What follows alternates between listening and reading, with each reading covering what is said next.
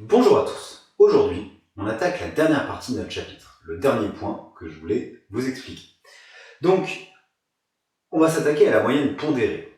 Qu'est-ce que la moyenne pondérée? Jusqu'ici, quand vous faisiez une moyenne, vous preniez une série de valeurs, par exemple celle-ci, vous faisiez la somme de toutes les valeurs, donc 8 plus 8 plus 8 plus 15, et vous divisiez par l'effectif total, ici divisé par 5. Ça, c'est le calcul de la moyenne. Ça marche bien, ça va même marcher à tous les coups.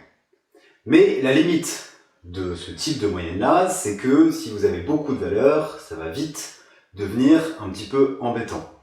Par exemple, dans l'exercice que je vous ai donné, il y avait déjà une vingtaine de valeurs, donc ça devient un peu plus galère à poser. Et si on s'amuse à calculer le nombre moyen de frères et sœurs des élèves du collège Saint-Jean, par exemple, là pour le coup, vous êtes 200 élèves, ça fait 200 valeurs à ajouter, ça va commencer à devenir carrément long.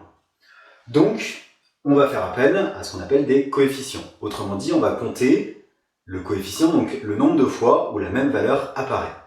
Si on prend par exemple cette série de valeurs, on a 3 fois la valeur 8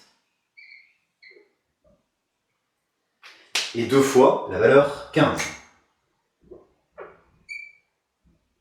Donc ça, ce sont les coefficients, d'accord ? Je pourrais le faire sous forme de tableau, éventuellement, comme dans l'exercice que je vous ai donné, en mettant valeur et en dessous, effectif. Et après, on va multiplier à chaque fois la valeur par son effectif. Donc, on va faire 3 fois 8, et à côté, 2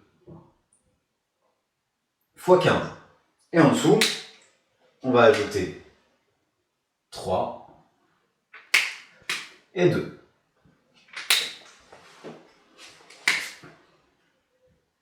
Et ça va nous donner la moyenne pondérée. Ça va faire 10,8.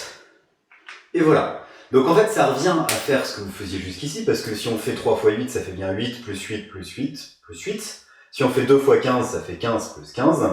Et en dessous, ça revient à diviser par l'effectif total. 3 plus 2 égale 5.